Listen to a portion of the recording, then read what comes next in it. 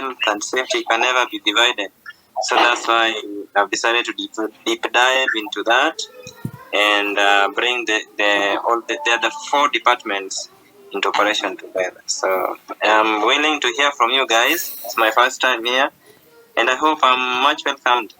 To my sister who said she's doing something in gender, thumbs up. I would like to hear much from you. Thank you very much, Robert. Thank you very much. And talking of crisis, we're going to dive in to see how COVID has been a crisis in terms of environment and gender. So let me not leave out Zelda Kerubo. Zelda, please, go on. We were just doing our introductions.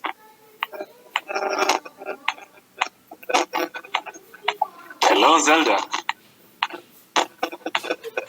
Hello. Hello. Yes, I can hear you. Hi, everyone. My name is Zelda Kerubu. I am a graduate of Kenyatta 2018. I did environmental planning and management, and I'm glad to be here. Thank you. So, thank you very much, Zelda. We'll be expecting some more participants to join us in, but without further ado, I'd like us to just go straight to this issue of today. We are going to discuss effects of COVID-19. As you all know, it's Corona, on environment and women. We've seen this crisis emanate all the way from March until August now. I guess it's been like 5 months, and you are all bear witnesses to some of the effects towards the environment and towards women and children. We're not leaving out men. We're also going to dive deep into how COVID has affected men. But allow me to engage our panelists on these issues, and we're going to be asking them some of these questions that we're going to discuss. I'd like us to just starting with Alex Asige. What would you attribute to some of the lives of women that are affected by this COVID-19, especially concerning the environment? How would you understand, or how are the lives of men and women generally? How has it changed from your perspective? Okay, thank you, Victor, for the opportunity.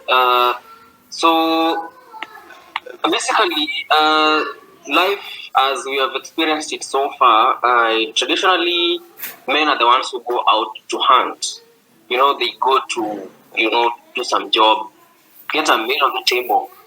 And traditionally, the work of women has been to stay at home. And that we see is even manifested in the COVID statistics as we are seeing them right now. We're seeing more men getting infected by COVID-19 as opposed to women. So, although some would say men are generally irresponsible, they don't want to put on masks and a bunch of other arguments, but if you observe the ratio of men to women at job places, you'll find most job places it's men are making the majority of labor force. So this one again, you see, it's something that contributes to that effect. So now that you have COVID, I think all of you are seeing this. It's happening. It's there, and honestly, I just don't know the best approach or the best solution to this. But that is, I think, the way I'm seeing it from my side. Okay, but what do you attribute to men being on the higher scale in terms of contracting this deadly disease? Why are we not women having the balance scale here? Okay, so you see, the fact that we have, if you, for example, I want to give an example here. If you go to industrial area right now, you'll find about 60% of the labor force in industrial area is men. And so the fact that men go out on a daily basis, you see, when you go out there, you're exposing yourself to this. You're going to interact with other people. You're going to, at your workplace, while going to work, you're going to, maybe use a public transport means of some other form of transport, which again, it's like predisposing yourself to the virus. While the women, most of them are at home. So you see, the fact that women are at home, again, it's something that helps them to keep away, to keep some safety distance between the virus and them. And, they're doing domestic chores, taking after the kids, the the bunch of things you do at home, as a woman, generally you rarely interact with a bigger, like, the public, the audience. It's just yourself, maybe your kids, and some few neighbors. And so I think that's what is the major factor in this case we are witnessing right now. Okay, thank you very much, Alex, on that. And I'd like to encourage participants, if you have any questions or comments or issues, feel free to type in on the chat platform. We'll look at them and discuss them with our panelists. I'd like to move to Hanifa Kut. Hanifa Kut, what's your thought on how the lives of men and women have been affected by this corona, especially in relation to environment? Can you hear me? Yes, we can hear you. So, I think the lives of the people have been affected in a very grave way, especially in relation to their environment. This is because, while fending for yourself or looking for food and all, in the case in which there is extremities in the climate change or effects on the environment, on weather, like droughts, people have restricted movement. So because of the restricted movement, you find that some people have been subjected to hunger and all. And with hunger, definitely there's something wrong that goes on. And then there's the issue of indoor air quality. When people are on lockdown and they're in their houses, you find that the air circulation is not as it used to be.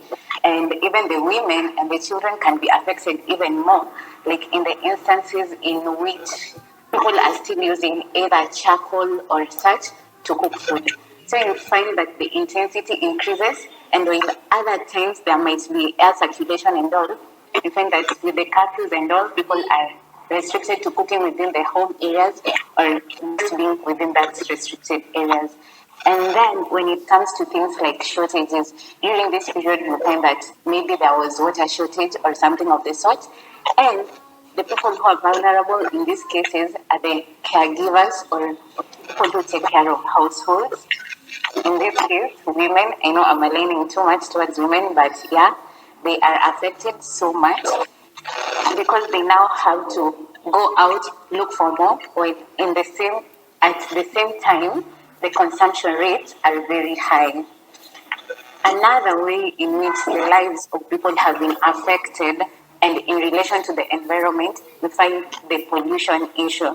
As in, the pollution issue has increased to a high level because when people are consuming certain things, if they're not responsible enough, you find there is indiscriminate dumping that is coming up. And so in this way, in this manner, people living within the given area are subjected to that and such, when in reality there's nothing that can be done because you find that the government or NGOs will direct their focus more into COVID-19 and such, rather than actually looking into protection of the environment. Yes, thank you. Well, thank you very much, Hanifa, for that comprehensive insight of how this COVID-19 has affected women and women.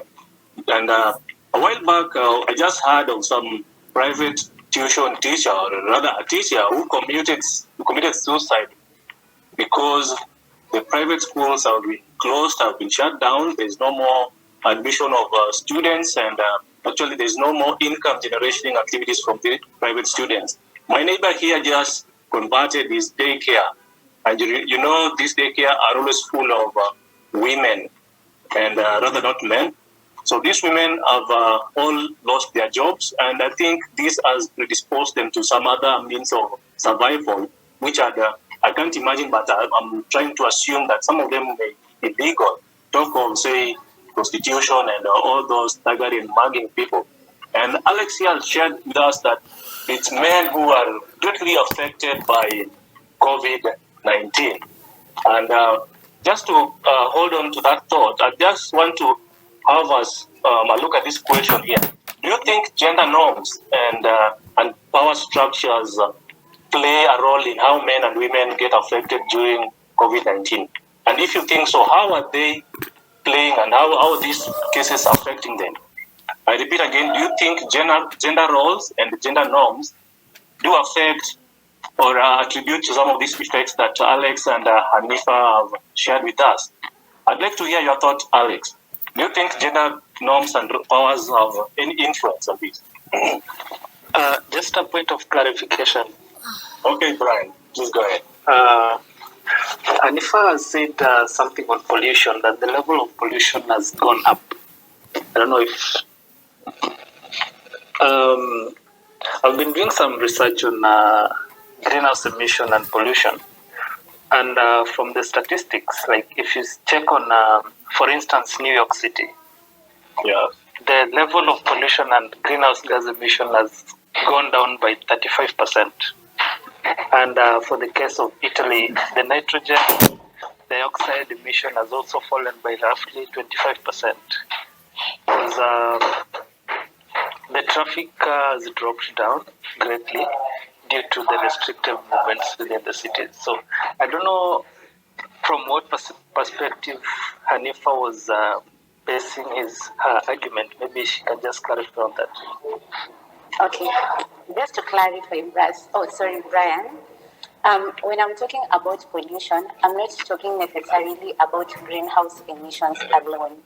I'm talking about the general pollution, like solid waste. Do you think solid waste pollution has actually reduced or increased? When I'm talking about greenhouse gas emission, such emissions, I'm talking about indoor air quality. Do you think the indoor air quality has improved in this instance?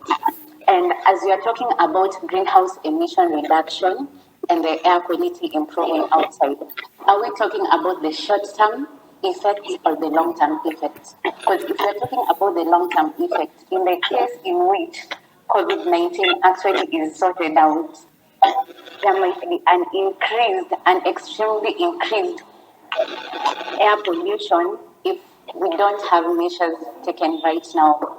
So yes, I know there are instances in which greenhouse gas emission has reduced, but on the other hand, there's still a lot of pollution happening, not necessarily the air one, but there's solid waste pollution that has increased and such. Yeah, thank you. Victor, You would like to add on that, Robert? I would like to comment. Okay. The discussion, just to, from the two schools of thought. I made to understand that there's pollution arising from industrial activities, that is the urban activities, and there's pollution resulting from domestic activities. With the lockdown, we have seen so many people stay at home, that is increased population, man hours at home. And the consumption rate at home is high. Whenever you consume anything, there's a byproduct. And this byproduct at times is waste. So there's increased waste and pollution in terms of domestic relevance. But if you look on the industrial activities, most industrial activities in terms of transportation, factories, most factories have shut down. So we have a decrease in terms of industrial pollution as compared to domestic pollution. Now, the question is, if you look on the pollution model, which one is the major contributor to the overall pollution? And if we know the major contributor, what is the relative percentages or effect in the future resulting from what we are seeing currently? So me, that's what I would pose the question both to Brian and Hanifa, so that we can get a precise, a precise elaboration on the two factors. Yes.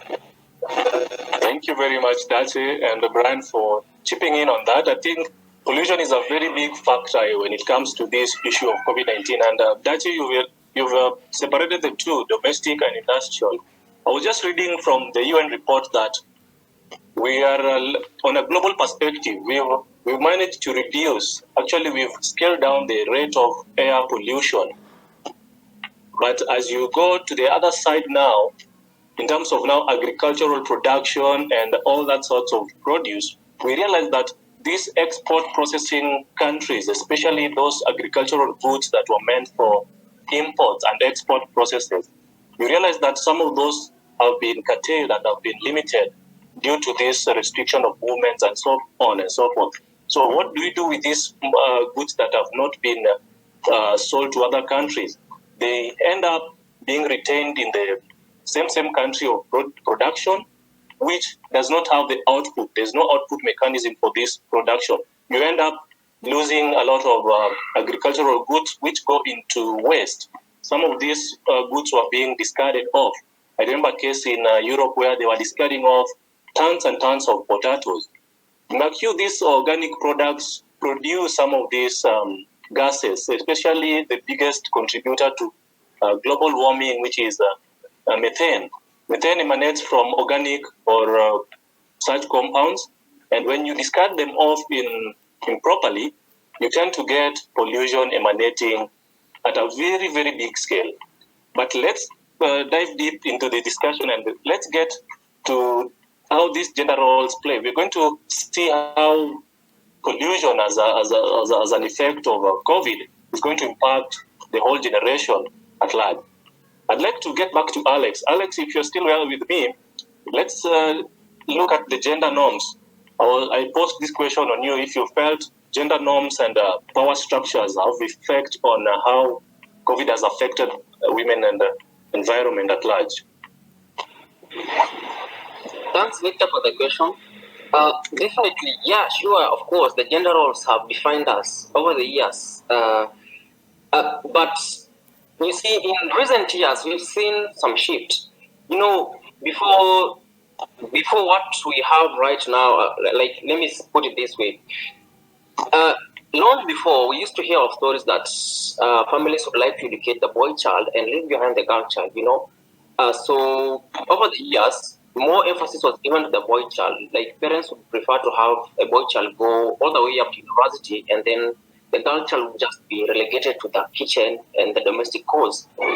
And we've been trying to find that for quite a while. And slowly by slowly, we're getting to see the girl child access more education, women accessing more capital, women getting to participate in decision making and, you know, leadership and even political seats in the country. However, we still have that residue effect. You know, quite a lot of girls and women are still, you know, labeled or stereotyped as, or relegated rather, to the kitchen work or to the domestic cause, such that they don't get out to do, you know, to participate in these, especially manual jobs, you know, manufacturing jobs, you know, construction jobs, and any other type of jobs out there.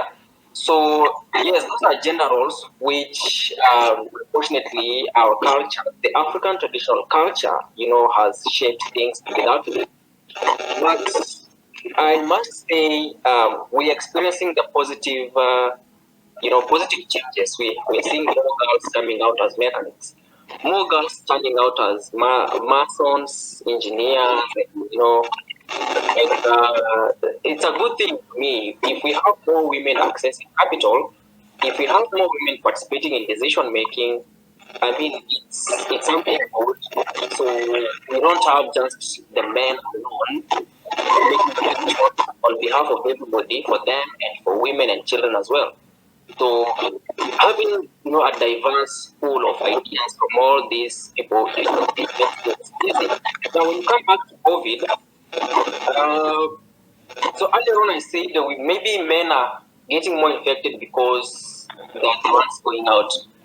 But even after men going out, you see in the evening they'll have to come back to their families, and in the process they can easily transmit the virus to their family members. So I just want to clarify that I'm not quite sure why then the cases of male infections are high.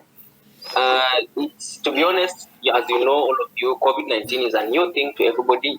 We have never experienced this before. Even in developed countries, they're still trying to wrap their heads around this whole thing. Nobody even understands. It's just a bunch of from the parts we managed to dig up so far. We managed to understand how the virus operates, but the other dynamic is largely eludes us. So, for your question, I think Gender, yes, it has something to do with the work we are experiencing right now. But to that extent, I'm not quite sure what is happening behind the scenes. I'm not really quite sure. Well, I'd like to just provoke your thoughts with this statistics. It's true that COVID-19 has really affected men more than women, and we have so many men lying in the ICU beds more than women in comparison. And a while back, I saw this news headline that captured my attention. We had five presidents from these countries. We had Norway, Sweden, we had Finland, and many of these countries, actually, these countries were headed by women, as opposed to countries like United States, talk of France, talk of Italy, talk of Turkey, which are headed by male counterparts, had a very different effect on COVID. We realized that these countries that are being led by women, let me just put it that way, had a very low turnout of COVID, and actually they are not suffering as opposed to these other countries led by men. I don't know how that interplays, but I'd like to see how these power structures come in place. You've mentioned a very good thing that men as being ordained as the breadwinners of our families, they are subjected to moving up and down, and in that way they interact with many people out there and hence get this infection. I'd like to hear your thoughts about this, Hanifa. What do you think? Do you think gender norms and power structures play a role even in engagement? I'm going to take it from two different angles. The first one, I'm going to look at it on actually how people are getting the COVID-19, that is the men and the women, the difference.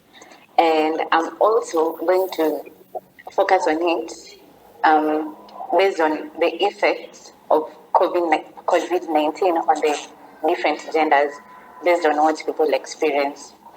So just as Alex has said, he's not sure why it's affecting men more, but he still aligns to the issue of going out to fend for the families and all. I tend to agree to that. And according to your thoughts, when you're asking about presidents and all that, I tend to believe that, I'm sorry guys, but I tend to believe that ladies are good planners, while guys tend to be stubborn. Yes, and they don't, in certain instances, it's like if you tell a lady to take caution and do something specific, the person will try to listen. But for a guy, it's like you'll have to prove to them that something is actually wrong or happening in the wrong direction for them to take it up. So, from the other angle, how women and men are affected during this COVID-19 because of the norms and power structures. I think like gender roles have actually changed to some extent, because you find that most families, the man was the one who was possibly or probably earning the higher wage, and the lady was doing something at home or being even mama mboga. So when it so happens people are stopped from going to work and they have to work from home, there's a lot of household tension. The man can't believe that the lady is actually the one who is going to be earning for the given family. So you find that even during this COVID-19, apart from people falling sick, there's been a high rate of how can I put it? Okay, of violence at home. Like there's a lot of violence because of the restrictions at home, and then there's also a lot of pressure. And in this case, I'm sure. Okay, I don't have the percentages. Ending up suffering from mental illnesses and health, especially the men and even some women. Because if a man is going to put pressure on you at home, you won't be okay with everything. On the other hand, the man is going to reason like, I'm at a point in which I can't take care of my family. And in this case, there'll be a mental issue and depression along the way. So you find that this COVID-19 has actually brought about other effects in the family. Apart from the illness itself, there are other counter effects that are coming along. Yes. Thank you very much, Hanifa, for that. I think you will now captured some of these effects lively, especially talking of now this issue of mental health. And it's really, really affected our counterparts here in Nairobi, or in all over Kenya, actually. We've had cases, many cases of domestic violence, very many cases of female harassments, and many cases of unwanted pregnancies to our young adolescent ladies. I don't know how this has affected you back at home or your community, but we can now see some of these plays of gender. We realize that some of these adolescent ladies lack some of these basic necessities that they need for their use. But when they don't have money, monetary values for whatever they need, then they'll use any option available to get this. And in turn, men can get violent and use that to abuse them in some sort of way. But I'd really be more interested in how the governance of our protocols and policies in terms of now gender has been really affected. Allow me to just go to this other question. If there is, because I'm sure that these issues that are affecting men and women as much as they are also affecting the environment, there should be some protocols put in place to ensure that this does not occur. I'd like to suppose this to our members here or participants. Are there any existing disaster preparedness and management programs that you are aware of that are helping in curtailing some of these issues or effects of... Victor, come again, please. Maybe before we proceed, can I take you back, please? Where would you like to take us back? On the infection rates between men and women. Okay, please go ahead. Okay, somebody need to mute. Yes. Don't know where, but somebody need to mute. Yes, Mr. Aristide, kindly mute for now before we engage you.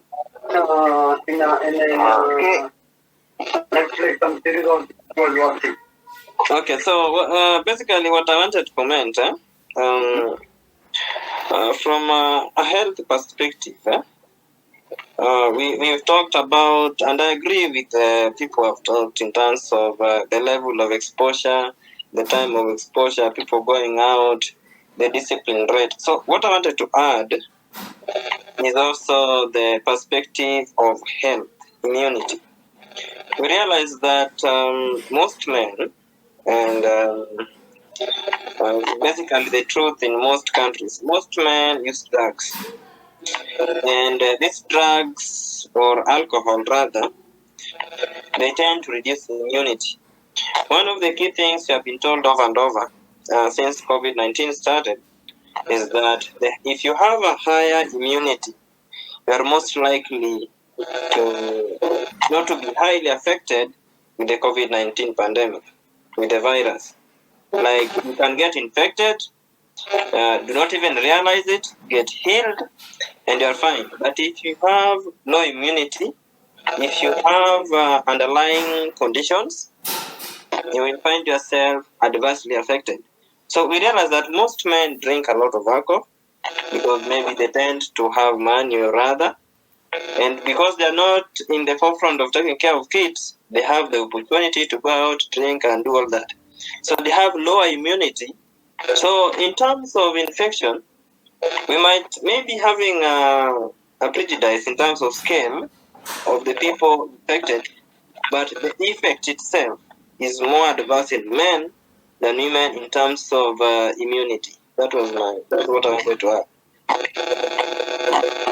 Okay, so you are attributing the high rate of COVID infection in men to their low immunity and all that. Yeah, that is understandable. Yes. Very understandable. Yes. Very understandable. Okay, I'd like us to also just look at how the job market has been affected. You realize in lots of these job markets, especially in formal job markets, it's always quite dominated by women more than men. Talk of market centers, talk of daycare centers, talk of nursing homes, talk of these elderly places where they go to to take care of these elderly guys. We find many women in these areas as compared to men. And that's why we'd like to see, is there a balance between men and women? And if so, what is the future scenario that's going to happen?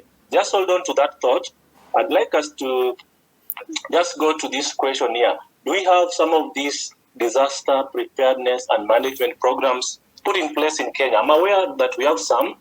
If you feel you have a contribution as a participant towards this, feel free to engage.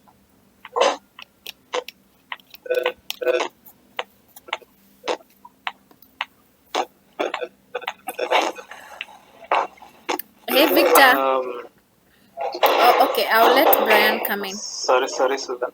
It's okay, Brian. You can go ahead. Hello, Susan. Oh, okay. Okay, so I would want to make a contribution to that. I know there are existing disaster preparedness and management policies.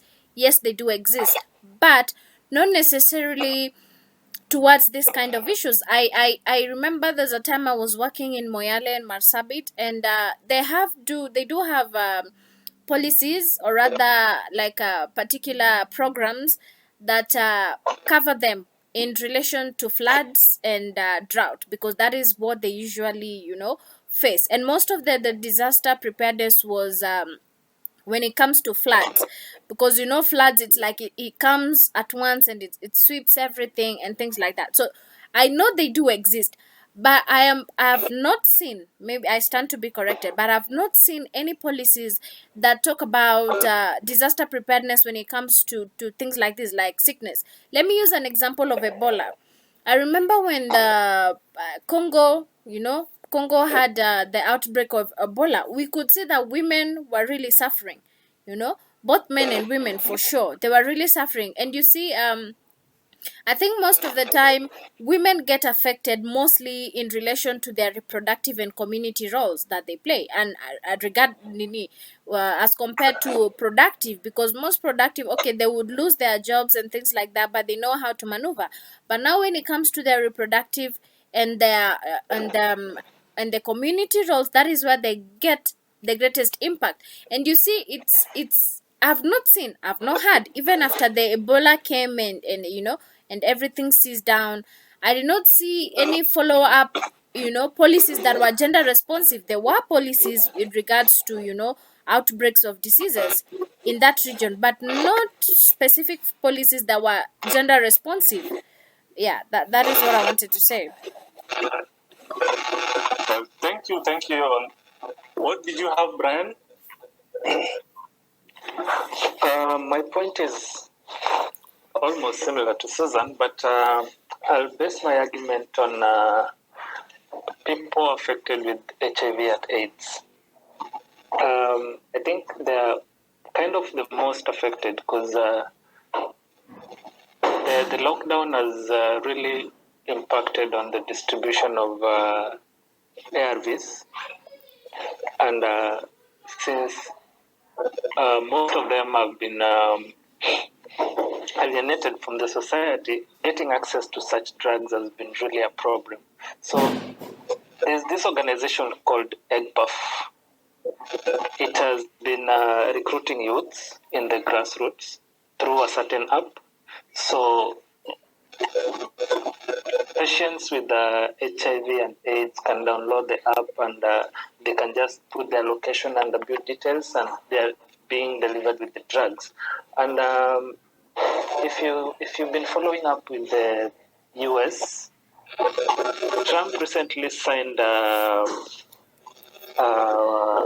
convention on increasing funding for research concerning HIV and AIDS to this organization like AMREF and the likes of EGPAF, so that they can come up with the drugs that maybe you can use one drug after maybe 2 or 3 weeks, so that you don't have to hustle so much to be taking drugs each and every day. So I think that is something that has been on the limelight for some time, and I just hope it will go through. Thank you very much, Brian, shedding light on that. I truly attest that. Hello, Anifa, you'd like to come in? Yeah, I'd like to comment on whatever has been said, just to put an addition to what Brian has said. I have a strong feeling that however much there are different programs set to deal with disasters and all, I don't think a country like Kenya is well prepared in case of any disaster. Sorry, because if you look well, when the first cases, the second one, when the numbers started growing, there was a lot of redirection of funds. We find that the ministers, the president had to have a huge lump cuts, as in from their salaries. So we might be having what needs to be done, but I highly doubt we are prepared for any of these eventualities. Like the case of flooding in areas around Nyanza that happened during COVID-19, you'll find that most of the focus was actually given to COVID-19 rather than flooding. Flooding has been a serious case that has been happening in the country, but you find that when the floods occurred, very many lives were lost per day. That actually shows that all we do is talk, but a lot of actions don't take place. Because if we were actually prepared for these disasters, we'd not be losing lives or losing bodies that can't be found because of floods that have been happening all through. So when it comes to COVID-19, I feel like so far we are very far away from getting a solution or even being prepared, because every single day the cases are being announced and all, but there's no change as such. Yeah. Can I be debate on the same? Please go ahead. Somebody need to mute. I don't know. Anyway, first I will respond to Miss Susan or Ankit, the first respondent on disaster preparedness. I agree with that to some extent. As we are all aware, the disaster preparedness and management policy falls under the Ministry of Environment and Natural Resources. And that is one. So what I'm aware of, and it's is even an act of parliament, it exists. This policy exists for floods, drought, pandemics, it's there. It's a system that cuts across. We have also those that rely, like for leakages of oil, that's within the petroleum industry. In the mining, it is there. For pandemics, diseases, it is there in the public health. So we have policies. These policies exist. The problem is, or the where now the situation come in, is the implementation. We have well-written documents. If you just go into the acts carefully, you will find them. So if you talk even of a situation like Turkana is not exempted from being part of Kenya. So if you have a policy that is of Kenya, an act of parliament, it covers all the borders. This problem we have in this country is governance. Will somebody take this policy from where it is written and educate the people on the ground so that the people are aware it exists, but the people are not aware?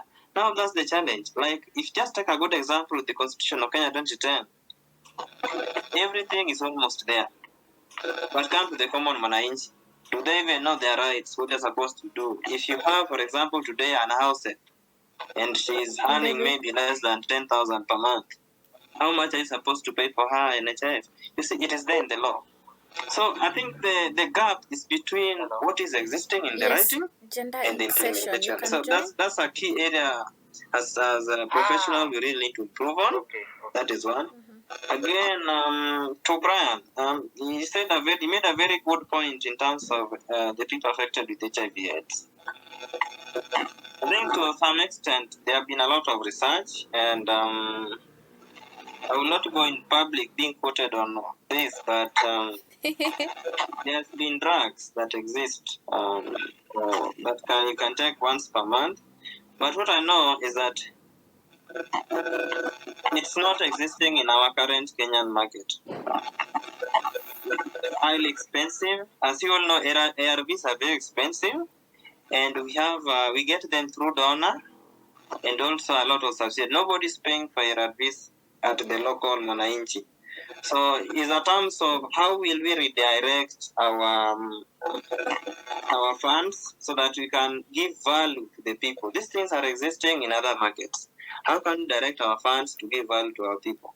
And the last point I will make is as a youth, and also youth who are having the knowledge and professionalism, how can we impact on the society?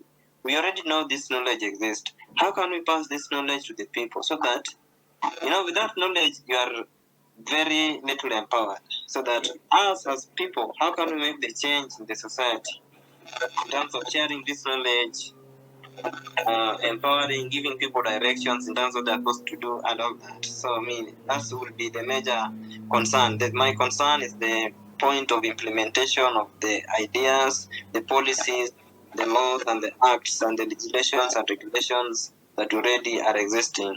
Yeah, thanks. Well, thank you very much, Dache, Hanifa, Brian, and Susan. I think this is an area that really, really needs us to champion for, especially on poor governance. I do recall, and Dache, you are very right, that these policies and platforms do exist. They very, very exist in our laws and in various institutions. Just a while ago, we had another policy coming in, actually a plan, a contingency plan, National 2019 Novel Coronavirus Contingency Readiness and Early Response Plan. I don't know how far this docket has managed to disseminate these plans up to the ground levels, but as it is, I get it that we have programs, we have preparedness levels, but it's the personnel who are entrusted with these implementation mechanisms to do this that are failing the country. We have good flooding preparedness levels. We have intellectuals who come up with these policies, but who are these given this task to implement these issues? You know them very much well, and you know their capabilities. So I think the issue here would be more of lack of capacity. I think it's poor workmanship also coming into play, where we have just recently you heard that.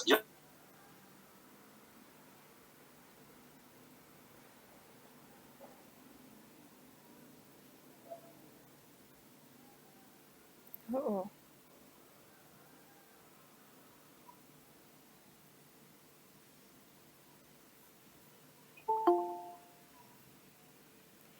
Hello, Victor. Victor, I think we've lost. It's like Victor is off the net. Yeah, I think we've lost him. Just in a bit. Okay.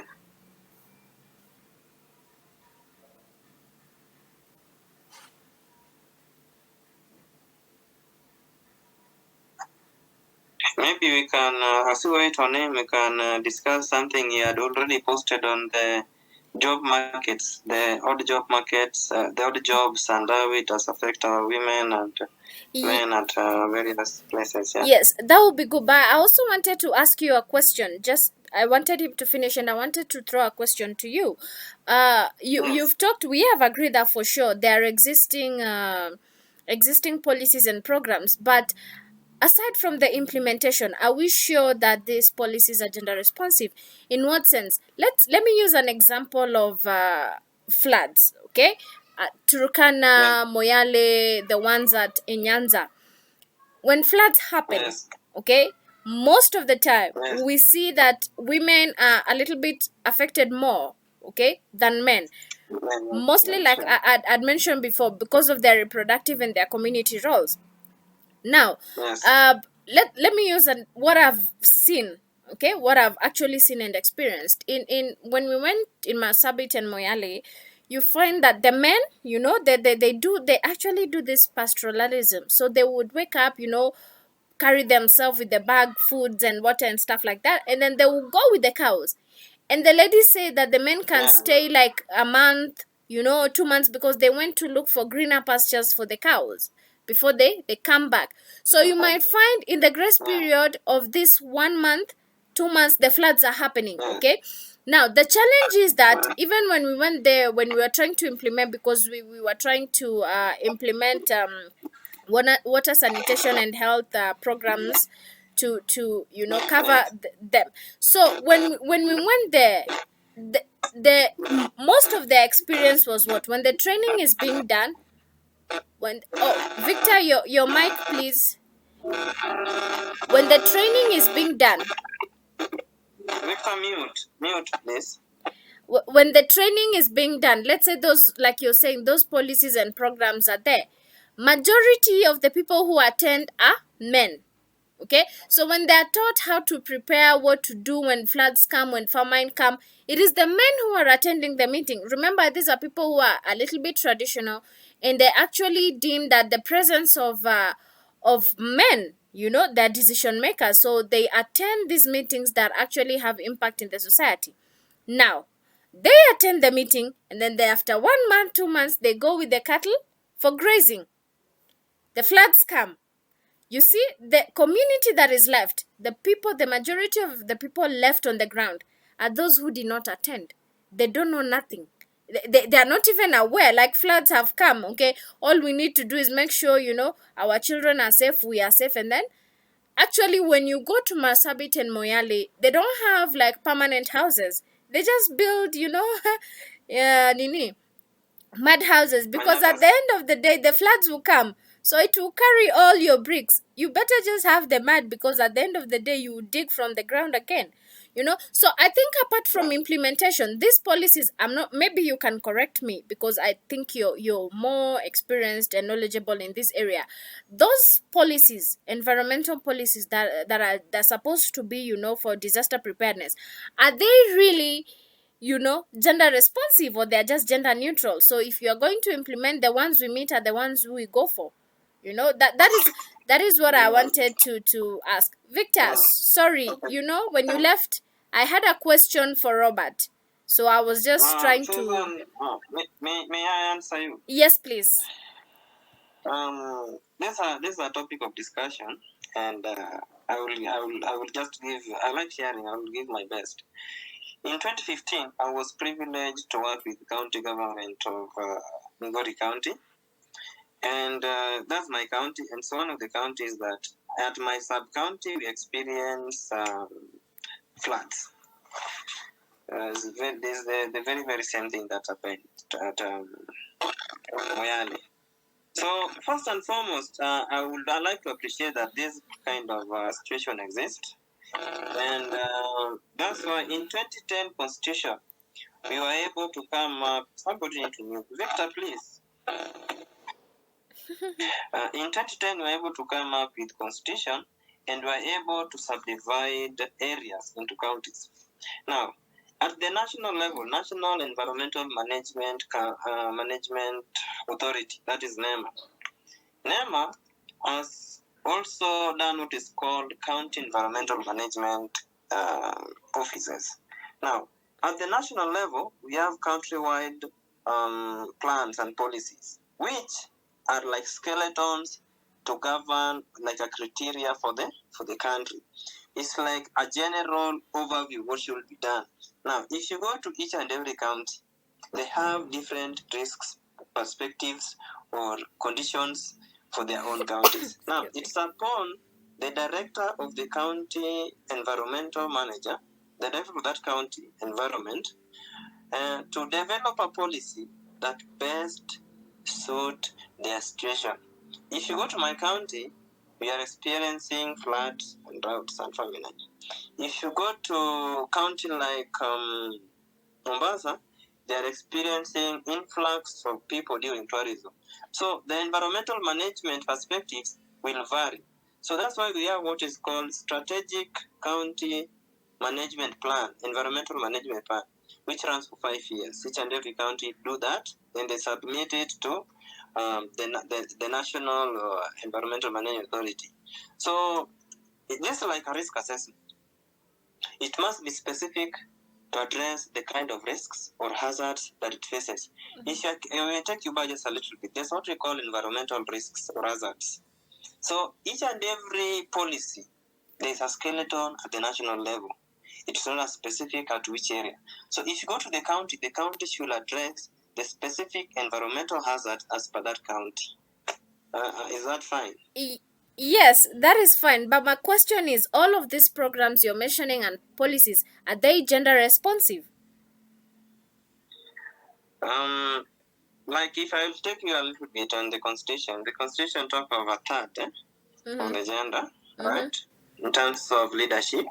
So everything is drawn on that perspective. But now you are raising questions which are very specific. For example, the case scenario you've given for for it's called what? The Turkana areas. Yes. Where the men come for the meeting, that's a traditional perspective. Yes, that is a traditional perspective. That's a cultural issue. Yes. That need to be addressed. Yes. But then also they go away. Yes. And then when the situation happens, they are not present, right? Yes. So in their county strategic management plan, they need to address that. But if you go to the national level, they will talk of a third and two-third. Okay. Do you get where I come from? I do get where you come from. Okay, let's leave the traditional perspective. Let's use the current. We are talking about COVID-19. The statistics say that men are more affected than women when it comes to COVID-19. That is in regards to their health, and deaths. Okay, now using COVID-19 as an example, the policies that have been put around, wear mask, wash your hands, and everything, are they gender responsive? And let me highlight the gaps. Number one, let's talk about the persons with special needs. You can pinpoint me to which area, supermarket, restaurants that you've gone, and they, I don't know how they are called. Forgive my English, but those mtungi that they've put at the door, the local ones that are there to wash hands. How many of those mitungis are actually as low for somebody who is using wheelchair can be able to access? That is part one. Talking about part two, you've mentioned a third, okay? A third basically means representing any of the gender. It can be a third of men or a third of women. A third of women, yeah? Yes, no, when they talk about two-third gender role, okay, or rather a third is just to ensure 100%, like to ensure that per particular situation, let's say in leadership position, there has to be women at this particular. Right, but when they talk about a third in the constitution, it is not about women only. There are situations where they are just only 100% women, and now this a third caters for the men. So if you go to a meeting and there are only women, you actually need to voice out and say that meeting is not gender sensitive. Where are the third of the men? So it is not necessarily covering women alone. The third in the constitution is not for women only. It is for men, because truly there are situations where men are marginalized. Now, talking about washing of hands, doing this, let me give an example. Okay?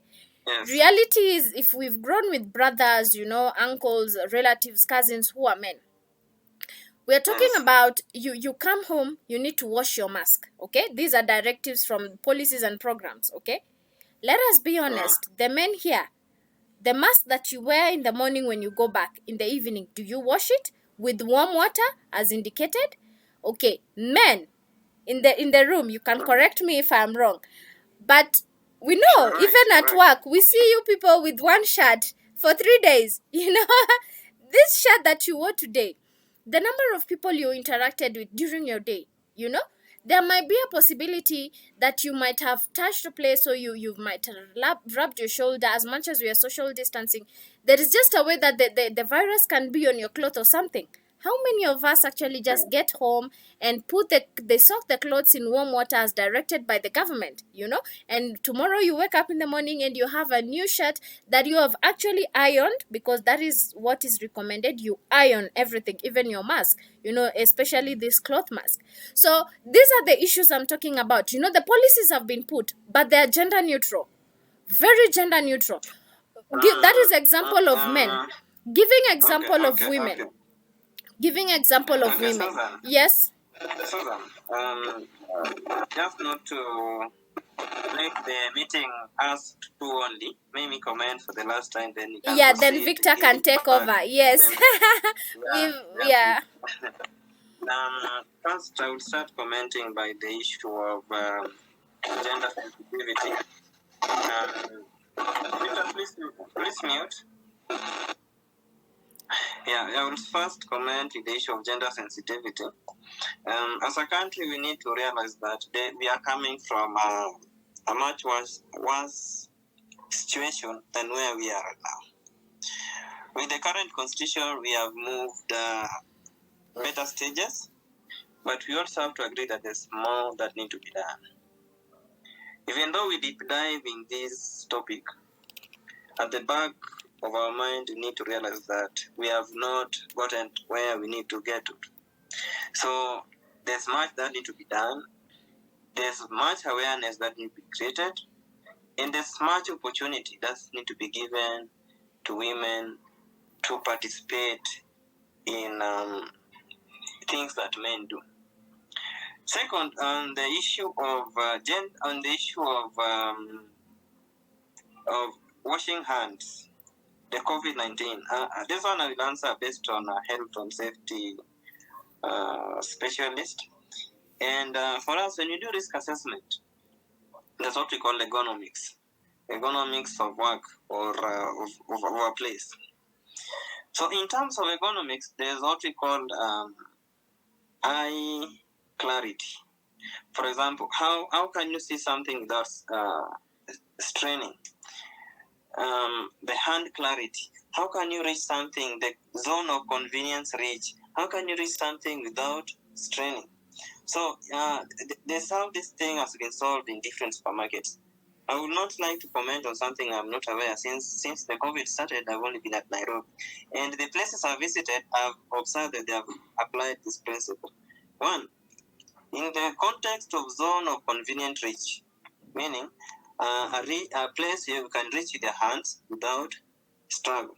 You realize that most of the mtungis that have been placed there are scattered for the 95%. When you're designing, you do not design for 100%. It's impossible. So you realize that our population, when you try to design, you design for the 95%. But we are not saying because you design for the 95%, you omit the 5%. Now, to cater for the 5%, what I've seen as a health and especially is that most mtungis are placed at the zone of reach for the 95% people. How do we cater for the 5% remaining? Remember, the virus can be controlled by two conditions, either washing hands or sanitizing. So in most supervisors I've seen, they have a secondary control as a sanitizer. So if you are unable at any point to reach the place of washing your hands, or unwilling, like me at times I'm unwilling to touch water, I just go for the sanitizer. And there's somebody there to provide you the sanitizer, you sanitize. It's even more effective than soap and water. And sanitize and you proceed. A very good example, the same, before COVID. If you look on the construction policies, the NCA guidelines for construction of buildings, it is a mandatory that you must provide ramp to cater for people with disability. So even in the implementation of COVID-19, that's how we are able to manage that in terms of the controls. And if we talk about in every situation, there's what we call active monitoring and reactive monitoring.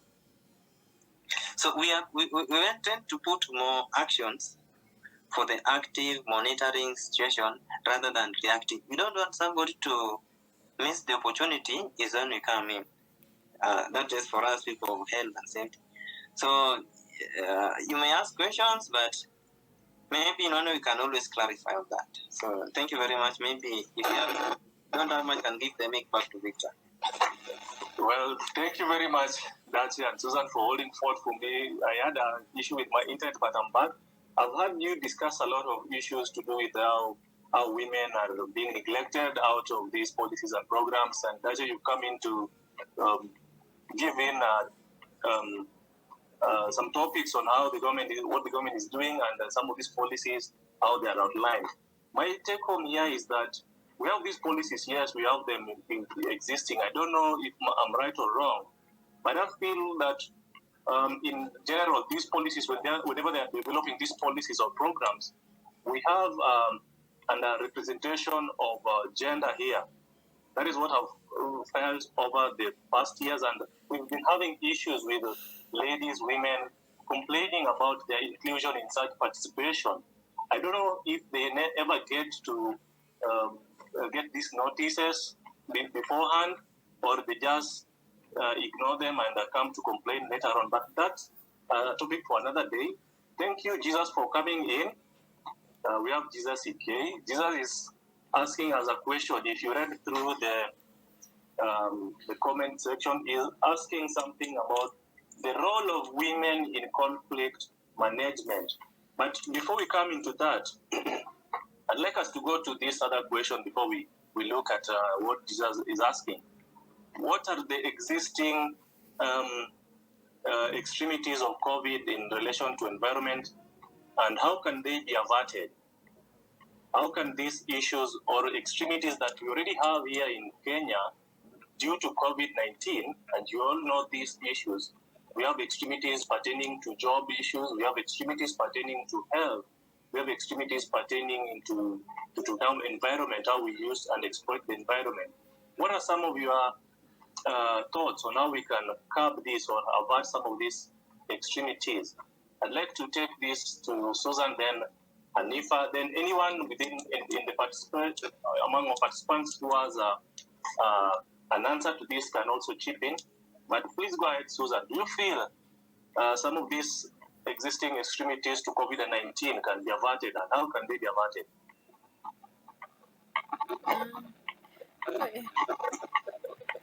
Oh, okay, yeah. So you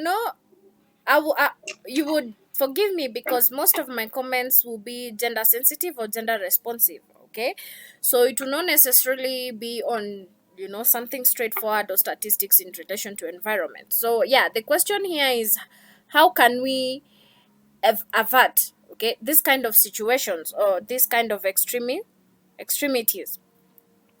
I think we've already talked about the disaster preparedness policies that have been put in place. Okay, now currently what is happening, COVID is here, and we are all trying to manage. We are all trying to manage. So now, when personally talking from the environment issue, how men and women are being affected, and now on other things when it comes to job and like you've said, the informal sector, the formal sector. I think this is something the government just it's unfortunate that we've received billions of dollars, and maybe we are not yet seeing the implementation, but this is something that could have been taken abroad. We have actually we have been advised that people should work from home, and we have seen it's feasible. Apart from those particular professions that you actually need to show at work, if you're a doctor, I can see Dennis is here. He's a medical practitioner. I don't think he can work online. It's unfortunate for him, but the rest of us, these are opportunities that we take. It also if you look at it, I think it gives new opportunity to push forward, especially for the youth. We are now embracing technology. We are now embracing social media. These are new things that the youth are able to tap in. It's an opportunity. But from that, we are actually seeing increase in cases of unemployment. We are seeing many youths, especially if you're young, you're losing your job. How many years of experience do you have? Right now it's almost impossible to get into a new job. That is also depending on the profession that you do. So I think not necessarily the government, but the CSOs, the NGOs, government parastatals, this is something that they need to embrace. It's a new era. It's something new that is coming up. And I think if we embrace the different new opportunities that rise up with COVID coming in, we can actually be able to shift the narrative and change the conversation. That is on a topical part. But when it comes to environment, and I think Hanifa had mentioned it, it's like we are all squeezed in one place. Let's say for those people who had lost their jobs, people went to the village. Okay, so let's say we are 3 or 5 sisters, brothers. We were staying in Nairobi, Eldoret, Nakuru, wherever, and then we lost all our jobs. Where are we going? Home, home. We are going home. We are going to congest that place.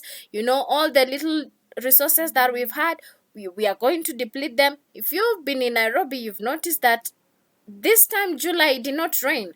So if you are planting, if you're an agricultural person, definitely you have missed on a lot. There are a lot of losses. So if you put all of these things into consideration, I think I will still go back to the point that if we could have policies and proper implementation strategies, maybe these are things that we could avert, or rather change the narrative, because we all don't know when COVID is coming to an end. That is what I would say. Thank you, Susan, for your thoughts. Thank you very much. You've captured them well. I'd like to go to Hanifa. What did you attribute to some of these issues that we can avert? What I can say is, actually, I think that we should embrace different strategies. Like, let's have education, like on adaptation and all. Like in the cases in which we are seeing that the elderly can't even attend such meetings, it is crazy.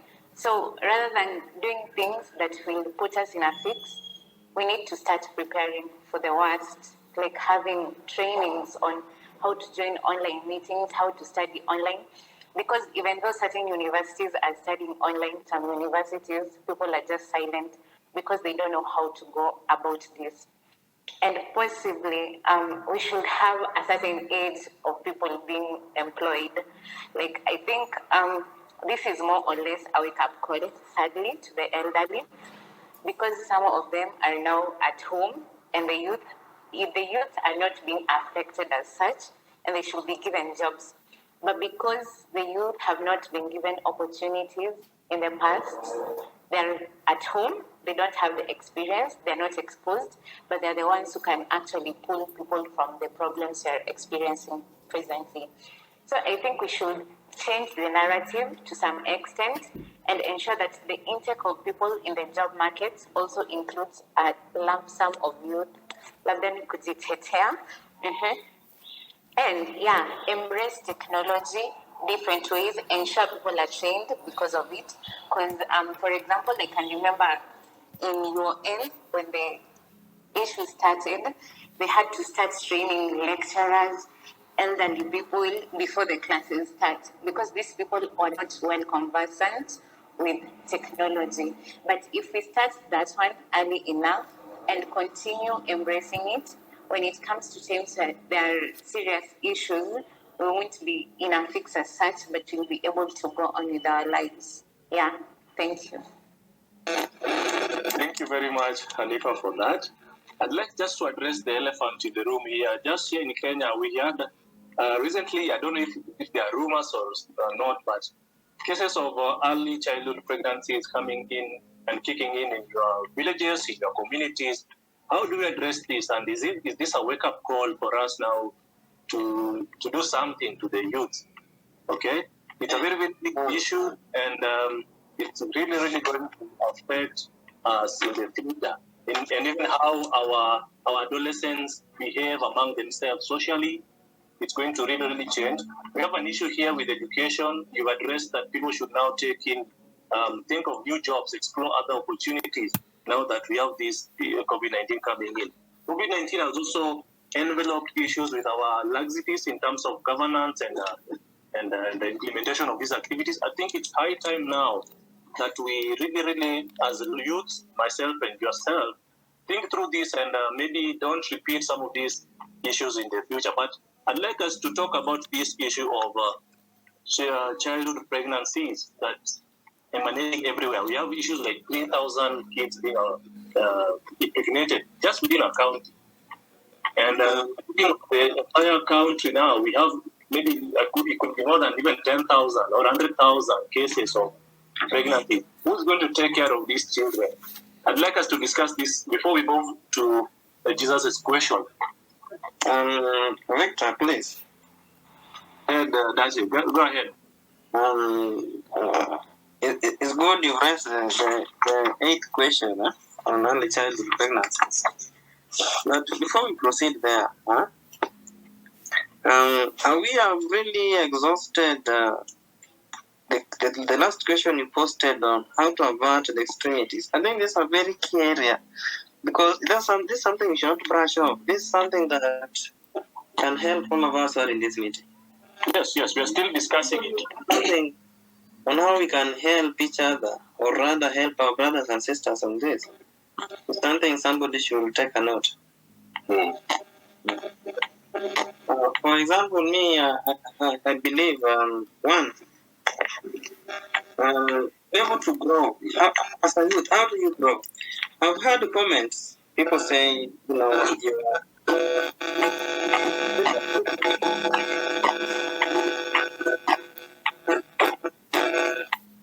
please mute here, okay. Now, I've heard comments that many people have lost their jobs, which is right. And as the speakers of this group, most of us were young. We just graduated the other day, and we may lack the job experiences that are needed to get a new job. So, as people of this group who have decided to come and talk, how can we help each other? I think the first thing, even before we get to the online and all that, can we network? Can we get to know what we all do? If you are in the field that I'm doing, I can get a reference, refer you. Okay? In good faith. That is one, networking. Two, like we have said, let's get to use the technology. Technology is too wide. Where are you going to get this technology to use? What do you need to do? Can we be kind of specific? Tell somebody, join LinkedIn. Make your CV as good as possible. In the area you are interested in, search those groups, so that when there are notifications coming on the area you're interested in, you can easily get those notifications. We also have in the same online market, people who are they just want maybe make money by giving you fake notifications. Can we help members know the right links and the fake ones, so that you don't have 1,000 notifications with zero output? Then can we also help members not to lose hope, and help members to learn that in this time you can use this time to do something you had always wanted to do. I know there are some of us, maybe they have some savings, or they have parents or who people can support them. Can you do that online because you wanted to do? And if you don't even know what to do, can you share what you want to do, what you think you can help you do, so that somebody can advise? I'm not saying some of us have really, moved ahead, but maybe the little they have, they can share that knowledge, so that in terms of this, all of us at the end of the day can say, surely the meeting we are having, I gained something from someone that has made me a step ahead. Because I was in the same situation some years back. Somebody will tell you, why don't you get online and do something? You get online, you get somebody fake, and you're stuck. So please, I would like us, maybe after all this meeting, on this topic of how to help us grow and avoid these extremities, not just in terms of what, your pocket come first before most things. How can we help each the members here? I've heard some few members say they don't have something currently doing. Yet me, from where I sit, I see so many opportunities. Can we share? Yes, Victor. Can proceed, please. Thank you very much, Raja. That's a very, very vital issue affecting the youths now. Very, very key, pertinent to those who are graduating and those who have already graduated. It's really, really affecting psychologically how you relate with others, because you feel you are less of a competitor to them, especially if you see your peers doing good. I think you brought out a very good topic, a very, very good topic that will help us in averting some of these issues that COVID has brought up with itself. Many of us, many people, not myself, maybe outside this group, who are going to lose their job permanently. And I told you before, as we started this meeting, there's a daycare around my place here that the owners converted, has decided to abolish that totally and converted it to a commercial business center. So I'm imagining some of these women who are working as daycares, caregivers, where are they going to go? Do we have ideas to share with them? But thank you very much, Dachi. I think this is a very, very very wide topic that we may need to organize for another session independently, and even bring on board somebody who is an expert in mental health and of psychology issues, so that we can do this the right way. But for today, we didn't have so much time for that. But that's a very, very good question. I think we should organize for such a thing. And just to also get back to you, Dachi, what do you think? What do you think would be some of the issues or some of the ways we can avert this extremity? One of them, just one of them or two of them. What is your thinking of that?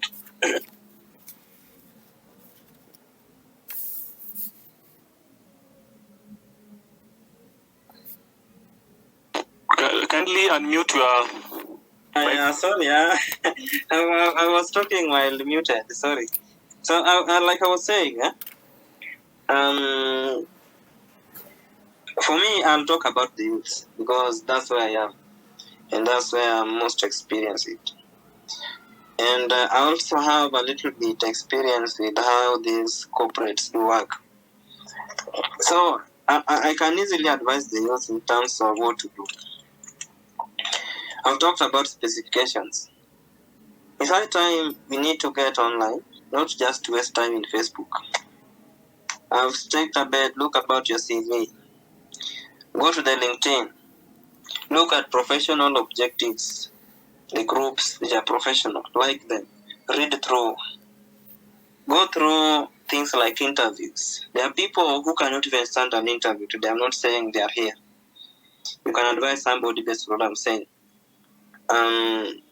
Look the questions being asked in interviews, the answers, how they are supposed to be answered. Apply for jobs. Get your networks right. Don't meet somebody and brush them off. Increase your network, and that's what will get you. And then when you meet people, do not burn bridges. Right? That is now on the professionalism. Let's now say you lost your job. One of the challenges we most have is that we do not know what we want in life. We do not know ourselves. I know of a friend of mine who graduated and has never been employed, and has never done also any form of, let me say, commercial job, direct commercial job, but he is doing farming, and I can say he's a millionaire today. So if we can realize what we like, can you invest in what you like? Understand yourself. What do I like doing? If it is about reading novels, like some of us do, reading novels, can you think of, can I produce a novel of my own? After reading all the 90 novels, can I produce one of my own and sell? Make what I like doing to put food on the table for me. So me that's the best advice I can give the youth, because we still have the energy, we have the time to do whatever we like. If you like professionalism the way me I do, can you get to read more relevant courses you want to do? Meet more relevant groups and all that, like I'm meeting you today. No, you're challenging me. This professionalism. Can you do more and more of that? It opens your gates. And above all, maintain the ethos when meeting people, talking with people. It's very, very good. Yeah, thanks. Thank you very much. Thank you very much, Dache. We digressed a bit, but that was very, very important also. Just to take you back to our question, we were just looking at some of the activities that have been affected by COVID-19 in terms of our environment and women and gender. I'd like to just share with you some of those experiences that we've had in Kenya. In terms of environment, we've had a high increase of waste in our societies. This mask that you wear and myself I wear, I normally see people just discarding them anyhow, and that is also wrong.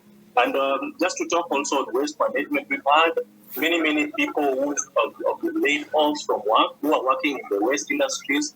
And you know, the aftermath of this is that the waste will accumulate beyond our capacity to handle. We have issues of fishing.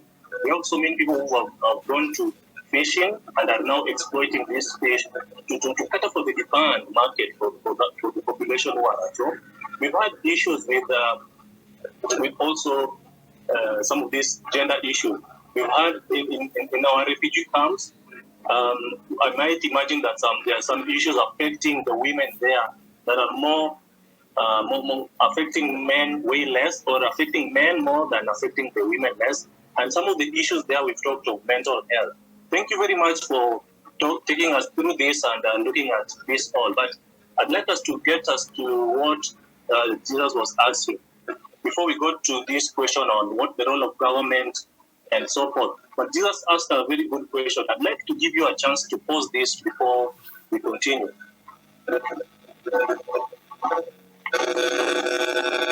Hello, Jesus, are you there? Hello, Victor. I'm here. Kindly go ahead with the question. Thank you. So my question actually is related to women as agent of change in a conflict related to environment resources. So as we know today, we can take a very simple and very interesting sample, the one of Ethiopia with the dam, the Grand Renaissance Dam. They are building on top of their own resources, their own water, and this dam project is now bringing new, we can say, regional kind of issue, especially between Ethiopia and Egypt. Okay, they are dragging into the matter Sudan, but Sudan is not very dependent of that water because they have their own source of water, but it is more Egypt that is really, really affected by this project. So when we look at those kind of projects, and we know that actually things will go maybe wrong, or it can change how people live around this water, how they are culturally used to fetch the water to feed their crops, to feed their livestock, and to take care of their household, how it's going to change actually, and how women can be involved in preventing such kind of issue. Thank you. Thank you very much, Jesus. You brought out a very eminent topic that is really, really now affecting our two great nations, that is Ethiopia and Egypt. I understand Ethiopia has come up with a very, very wonderful dam, maybe one of the biggest in Africa, but this posing a great environmental issue to Egypt. But your question is very, very pertinent. We'd like us to peg it to COVID, how COVID has really, really changed that. But before I go into details, I'd like to get views of our ladies in the platform, that is Hanifa and Susan. What do you think about the issue that Jesus has presented us? On the issue that Jesus has presented us with, hello? I can hear you. Carry on, Hanifa. For me, I think, okay, I know there are certain traditions that people are still aligned towards, and those actually prevent the participation. But the most important thing, according to me, is actually involving the women in public participation and all. The only downside to this is how we were discussing earlier on in saying that during these meetings, during these participations, you'll find that the men are the ones who are represented, as in present themselves for the given meeting. But in order to solve this, it is important to ensure that women are also part of the meetings or the public participation that take place before the setting up of certain infrastructures, so that they can actually air their views and their opinions on the issues pertaining to such. Yeah. Because if the women are not there and the men talk for them, it won't help.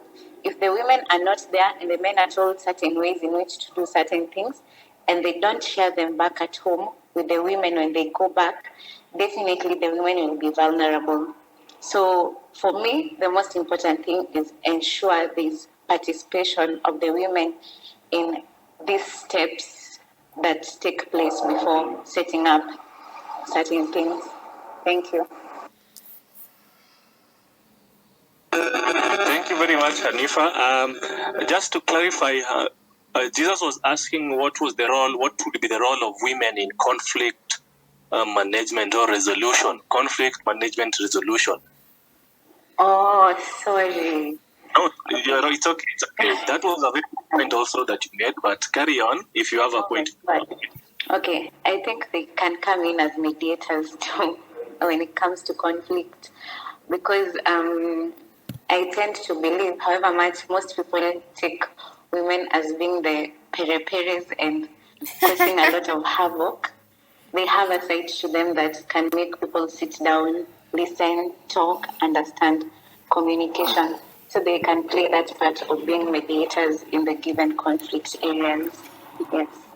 Thank you. Thank you. For Jesus, pere means women who are dramatic. Susan, I see you laughing. Would you like to air in something? Yes. I would want to add 2 points. I'll start with one and then the other one will be more to what Anifa had said. This issue of the dam between Ethiopia and Egypt, it is taking more of a political stand.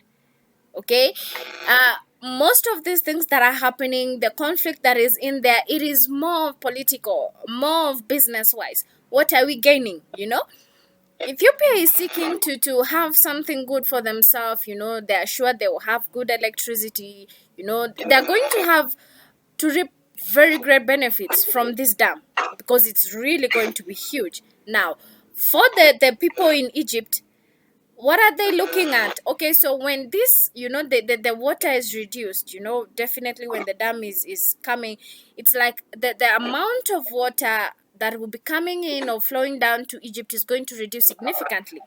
So for them, what are they looking at? You're going to miss the tourists, all of those people who come, when you go to Egypt and you cruise, they have this boat when you can have dinner, the cruise dinner, and it's the Nile boat and it's really beautiful inside, So all of these things, that is what they are looking at, the water for their factories, their projects, whatever they're manufacturing, that is what they are looking at. Now, they're not paying attention to the secondary effects that will happen when this water, when the dam is created. And I think that is where the women come in. That what is it called? They called it task force or stakeholders meeting or whatever they have. Rarely do you find women being represented because this is more of a political thing.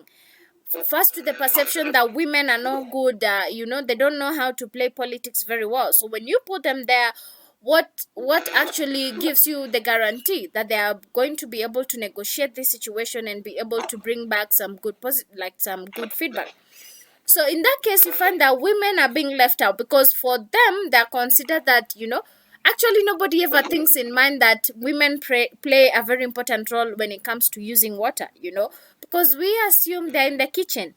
Like, that is not important. The one we are going here, the water we have for the factories, for the electricity, for tourism, that is more important. It's actually a perception. So when we have women here, you will tend to see that they're able to shift the conversation when it comes to solving this particular conflict, for example, because they bring out the secondary effects.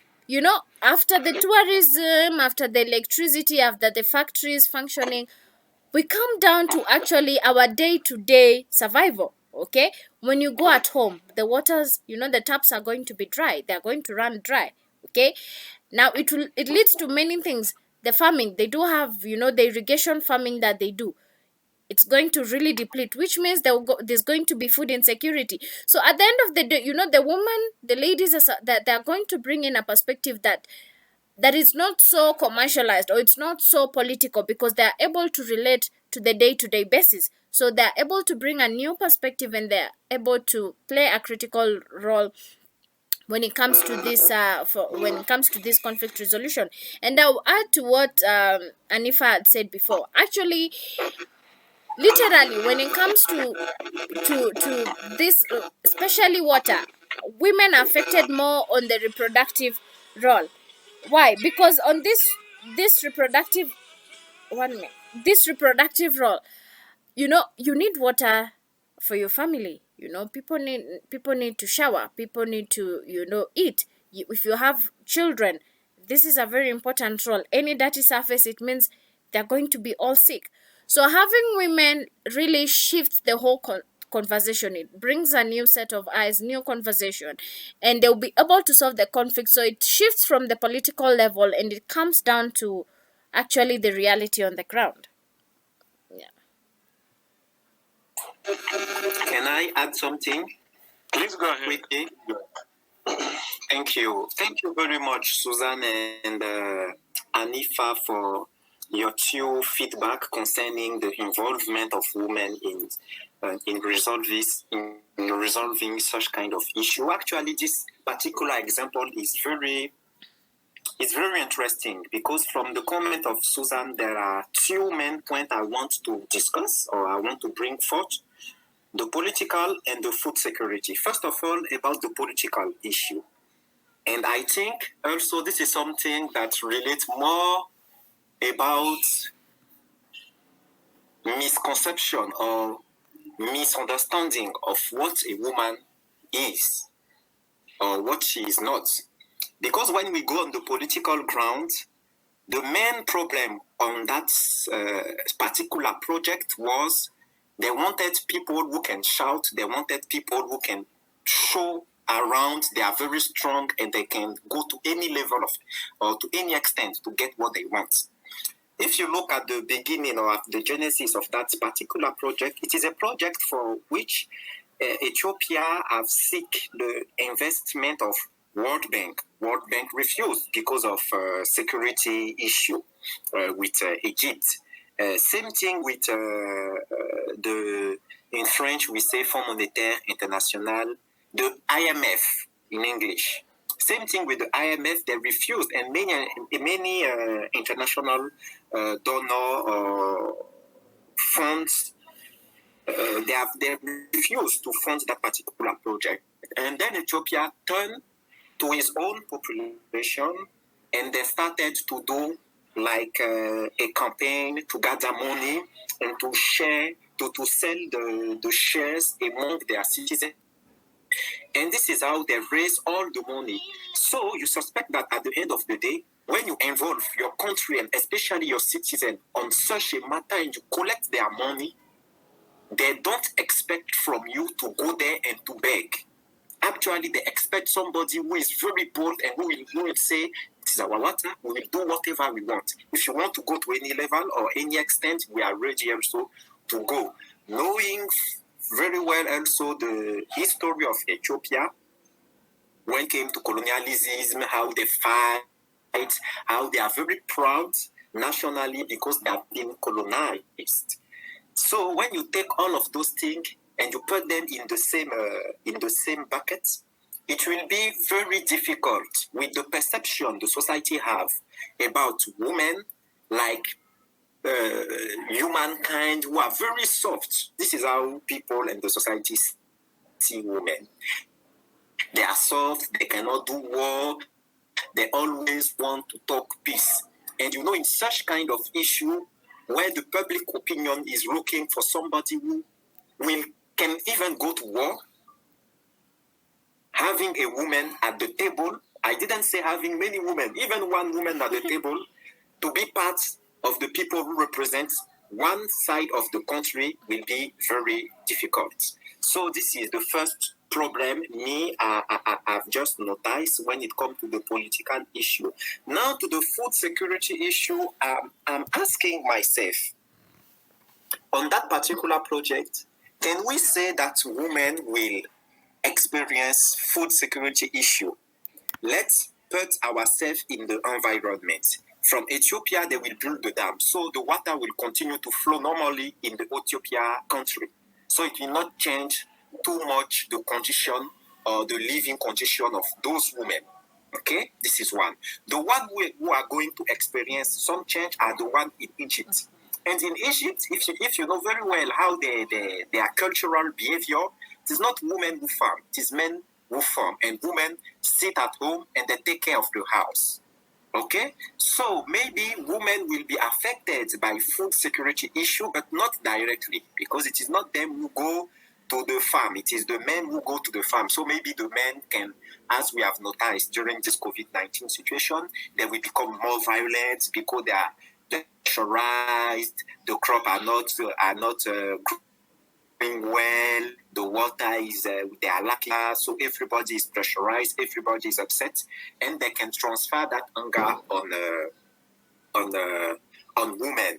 So me, I just look at this particular project, and it highlights so many cases that happen in daily basis in other country or with other project or with other in other context. The last issue I want to raise is the benefits of that project.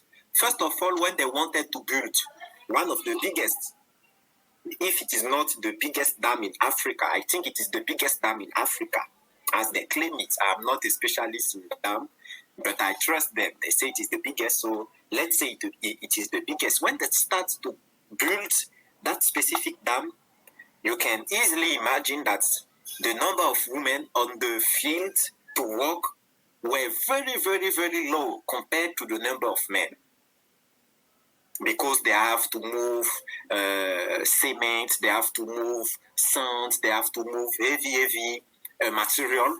So women are disadvantaged, or rather people in their minds also the same misconception say women are weak, so we cannot on the field, it will slow down the work. But if you look, reality check, the work that women do sometimes in the farm, or if you put together all the work they do in the house, they can easily take care of that job. But most of the time, it is either they don't get it when they apply, or they don't even struggle to apply because they tell themselves, and this is the reality, when I go there, between one man and me, they will prefer to have the men, so they have their project going on quickly. This is the first part. The second part of the economic issue related to that project is, I am not sure that the benefits of this project will be shared equally.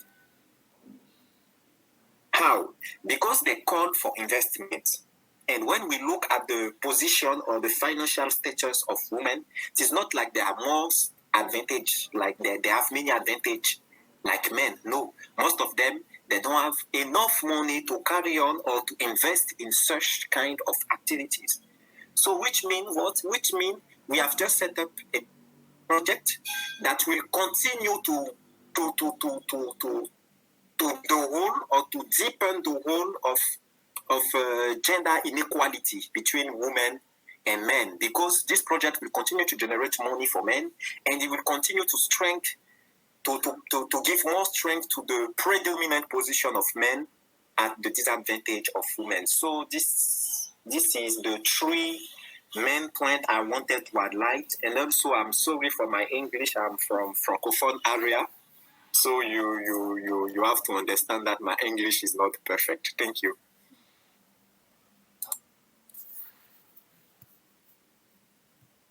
Oh, thank you so much, Jesus, for the inputs that you've given.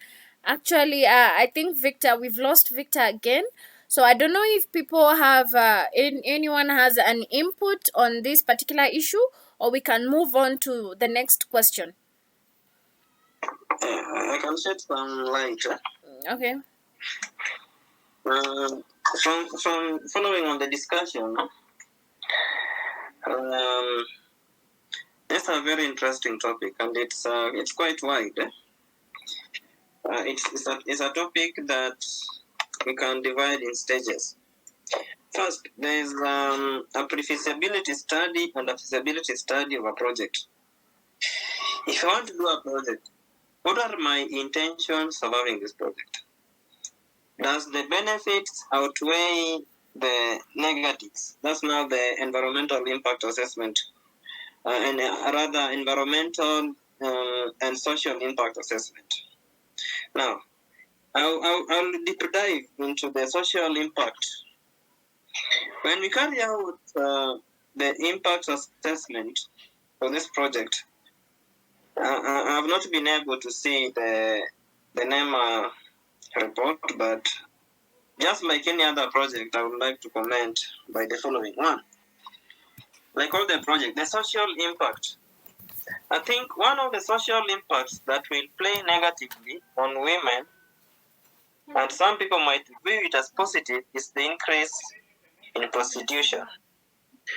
The increase of prostitution, diseases, and infections within the locality where the project is happening. Why do I say so? There will be an increase in the flow of cash within the area of project execution. Remember, a project like that I mentioned has a lot of money coming in. It's a heavy fund-driven project. So there will be like towns emerging around that area, and they'll be increased because of the. You find like I'm very aware of how Ethiopia is to some extent. We realize that Ethiopia, most women are not working. You cannot compare with like Kenya, where most of the ladies are working.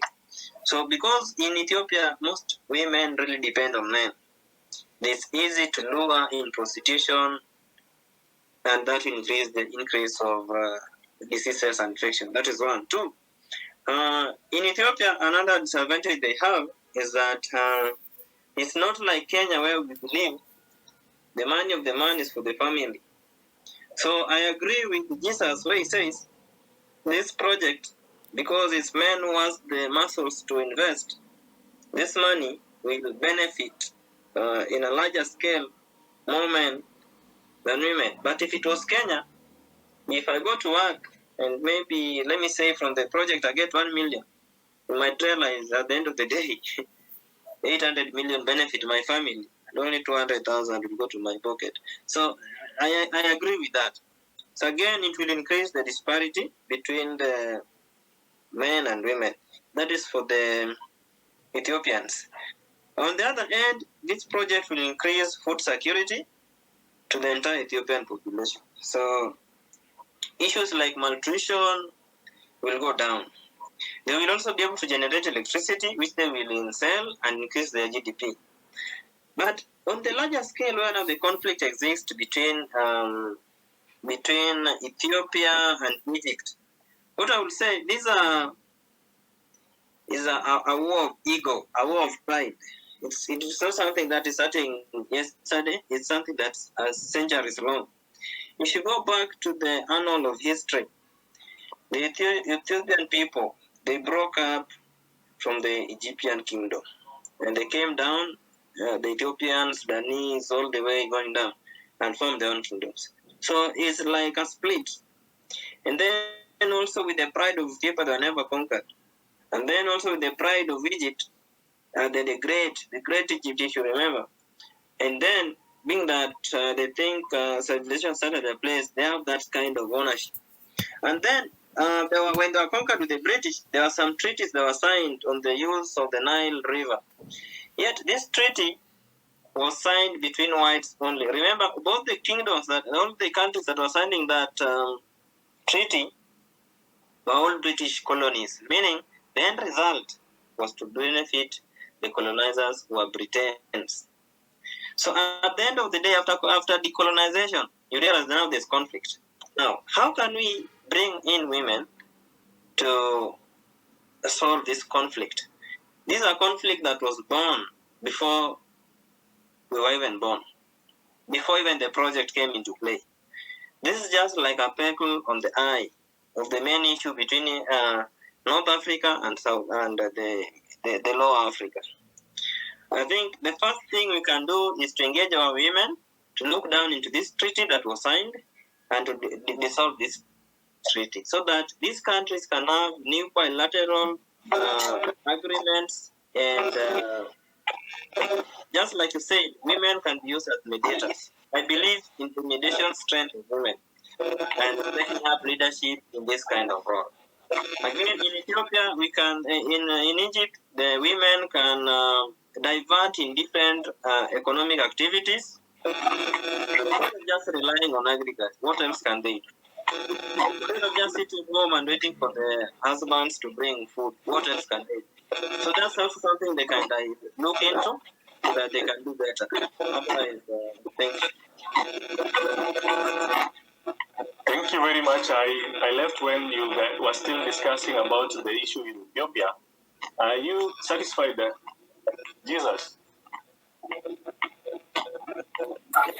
Yes, I am very satisfied. But I wanted to clarify maybe some of the points Robert have raised. Actually, they did a feasibility study, and the main conclusion of the feasibility study is Ethiopia people lack of electricity, and they buy electricity or they generate electricity, which means that are very expensive and that are very bad, that do more harm to the environment. While they have these water resources that can give them enough electricity and resell it, so it can be a new source of income. Now, touching the part of food security, I'm not sure that actually this feasibility studies speak about food security. That's one. Two, about the nation that women should be involved and see how they can resign the treaty. The treaty has been already resigned many years ago. It has been resigned. They built now a new treaty in which they have involved all the oldest parties, and Egypt refused to join that treaty while claiming that the previous one has been signed with the supervision of England, and it should be in United Kingdom. I think it is United Kingdom, yeah, and it should remain the same. Where Egypt have the largest part on how to use the Nile water, and the other country, even where it comes from, or even where the Nile take their its sources, mainly in Egypt, in Ethiopia and Sudan. Those countries are legal to stay over this specific water. But I think actually that women should be really, really involved. That misconception about women should be, we should try to see how we can solve it one time for all, because it's starting to have many, many side effects that will be very difficult to solve in the future if we then evolve like that. Thank you.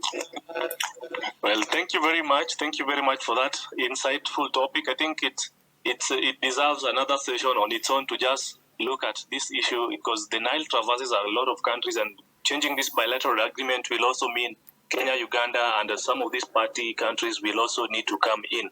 And like you've said, and has been the major championing of this topic, is to also have women included in some of this participatory planning, so that we have this thing cutting abroad and not only affecting them, the male gender.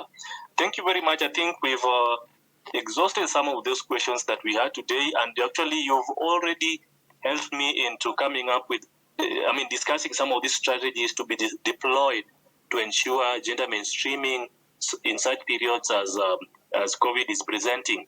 But I just wanted us to discuss one thing before we leave for today. What are some of the what role do the government, organizations, and the community, what roles can they play in protecting the environment during these periods? I talk this in regards to some of those incidences where we've had COVID-19 present challenges that will have men and women degrade the environment. Here's a case where I went back to my home state, that is my up country, and I realized there's been a lot of sand harvesting along a tributary, or rather a waterway, and this is not right because it's going to erode some more and more materials. And as you are aware, this is called environmental degradation.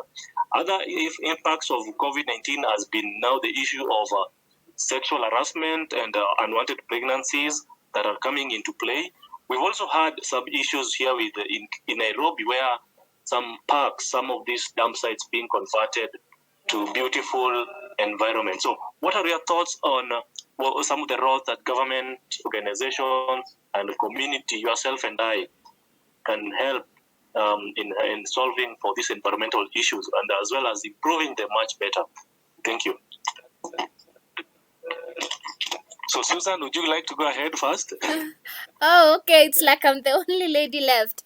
Yeah.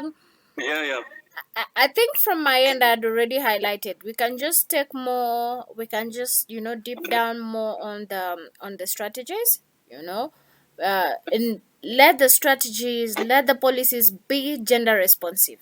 Yes.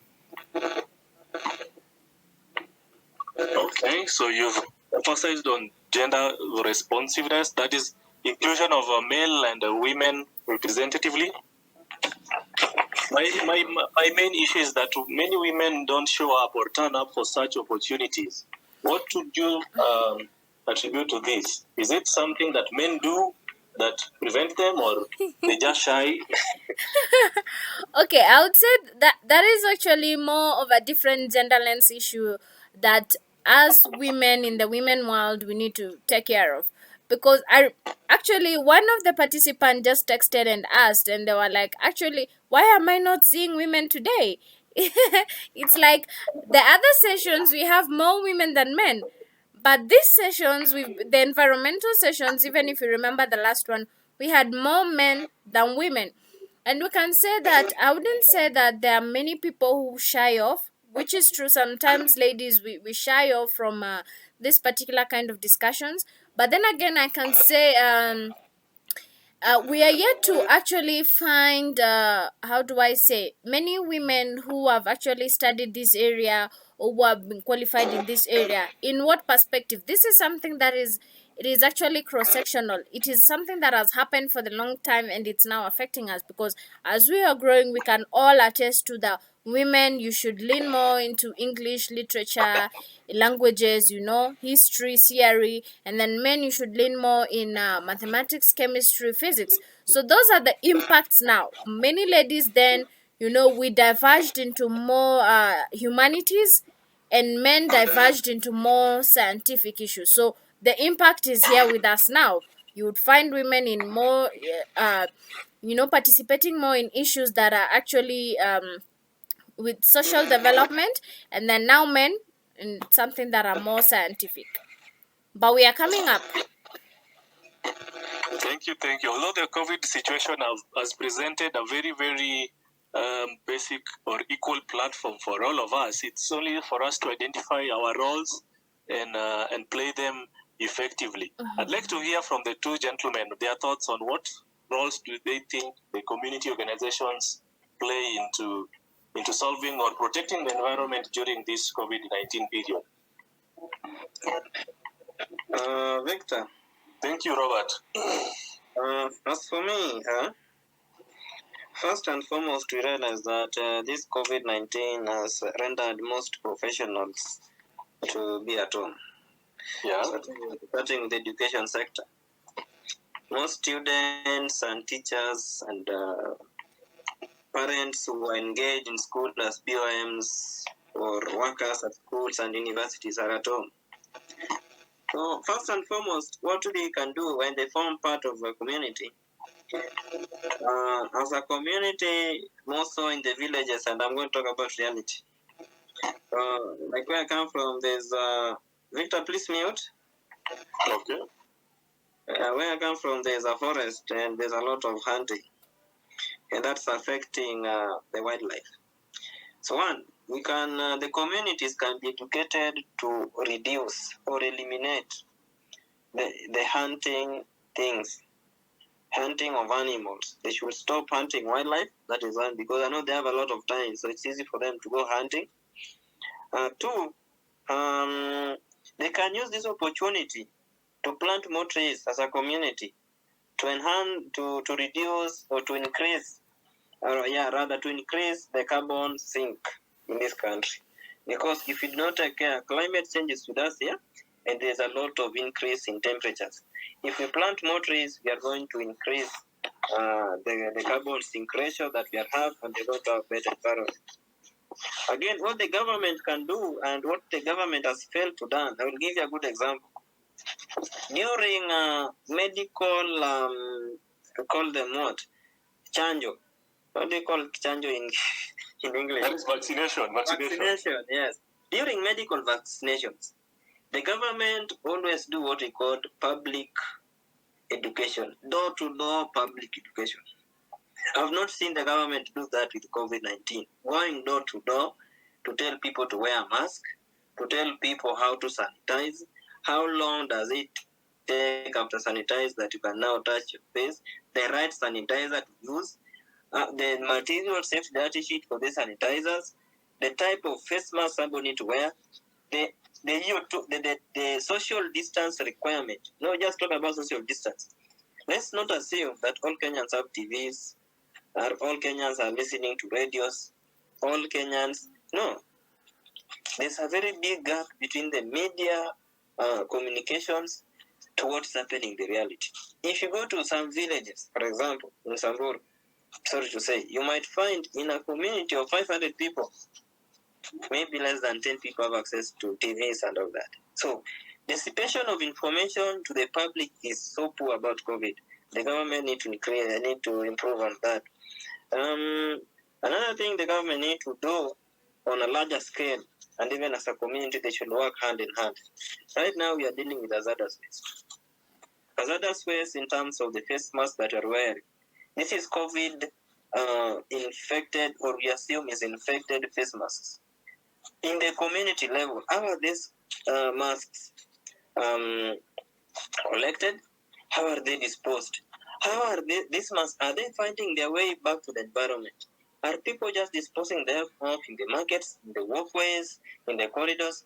Are they finding their way back to our fisheries, back to our oceans, back to our lakes and rivers?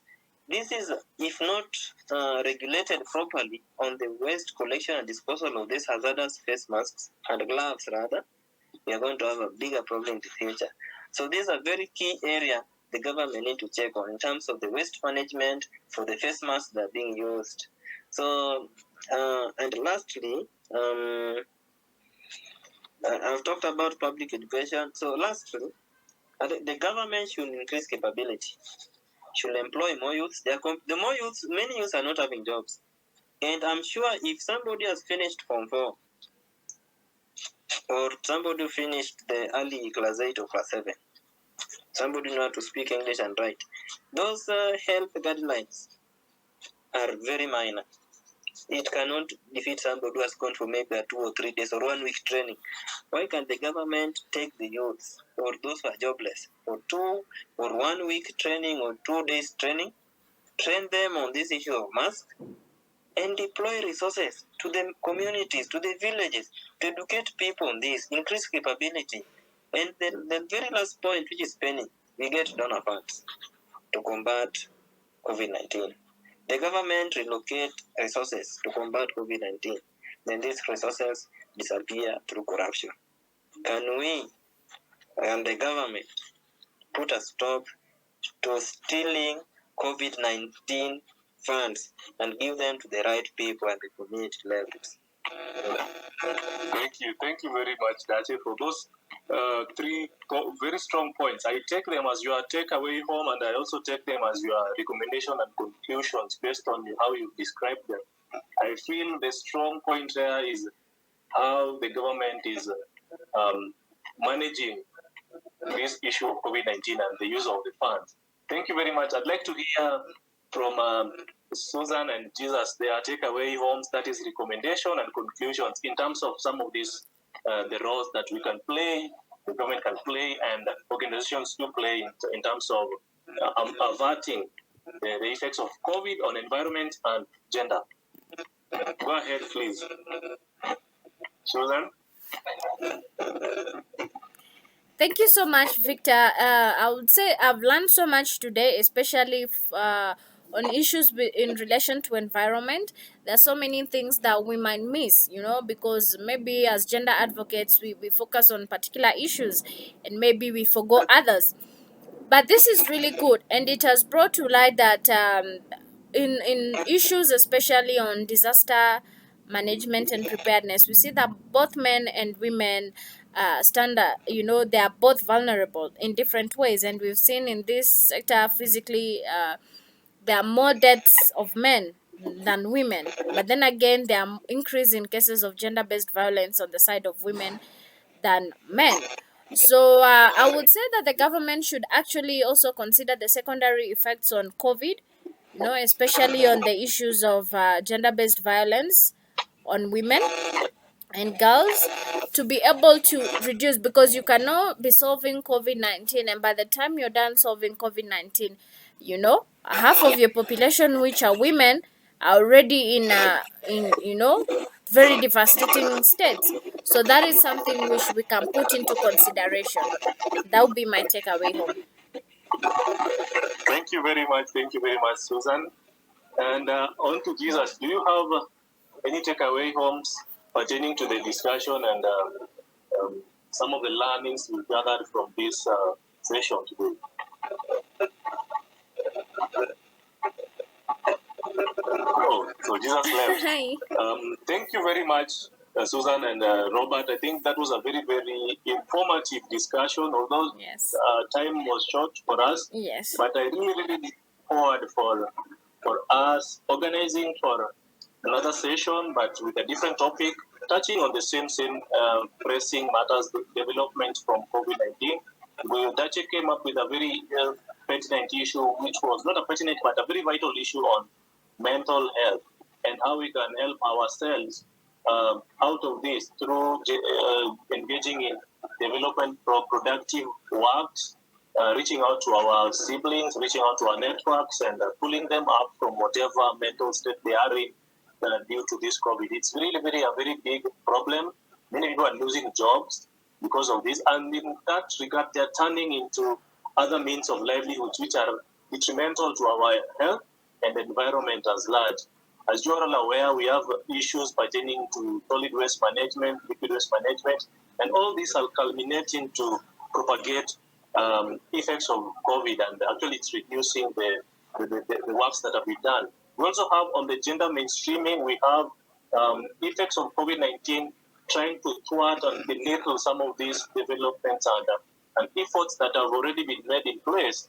And we will actually likely to see some of these issues with gender cropping up in the near future because of COVID-19 affecting some of those projects that were already in place to help curb some of these issues. On to you, Jesus. I'd like to hear your last thoughts, recommendation, conclusions as we wrap up.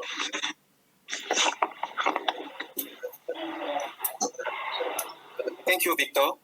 So for me, my last thought about this meeting, it was a very great meeting with good information, good insights.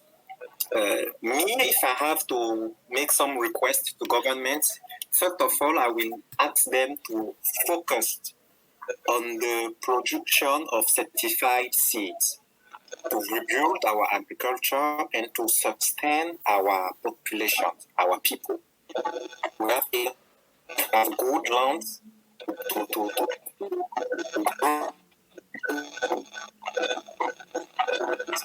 need to focus on it, make it available at a very low price for our people. This is one. The second one will be maybe addressed to citizen people that we are.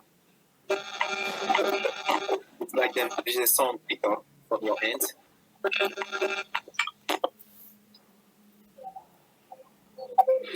Okay. The second thing, it's related to what people can do. So we had COVID today, and COVID showed us that actually we can live without traveling. We can live without so many things that we thought were very, very essential. We have to return to a very simple life. It is not mandatory for everybody to live in the city. It is way more cheaper to live in plants with a big house, with a small farm, and it contributes to do good to the environment. I think this new lifestyle, we should actually try to promote it. And the last one is about digitalization of procedure at any and all level.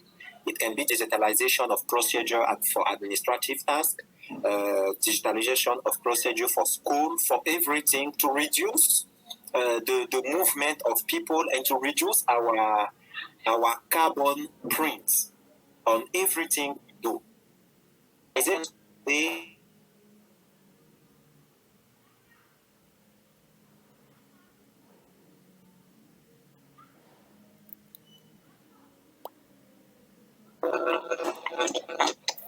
you very much. Thank you very much, Jesus. I think those were some good thoughts on how we can help ourselves throughout this COVID situation, and going forward on how we can also avert some of these issues that will come in. Remember, in 1918 we had another epidemic that struck the world, but 100 years down the line, we're still being subjected to the same effects, and we still have no control over it.